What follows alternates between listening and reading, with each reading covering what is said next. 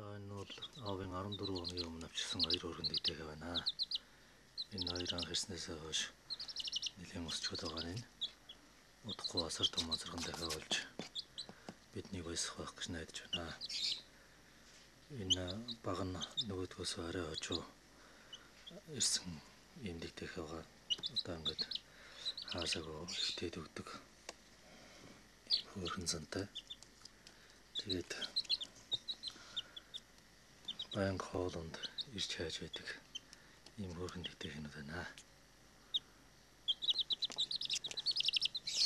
Энэ дээгтэй одоо унтахыг завдаж байна. Бас ингээд нөгөө тийхээ доогоор ороод унтах гэдэг энэ арай томынхаа доогоор орж ингэж унтахыг боддог байна. Ер нь аливаа нэг таатай нөхцөл таарлах юм бол унтахыг зорддог ийм шуухай юм аа.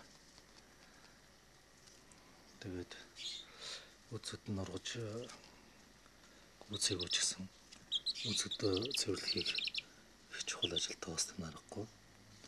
Тэгээ энэ хөл нь ийм том ийм өндөр болчихсон ийм хөөрхөн дээгтэй хийнүүд байж байгаа юм.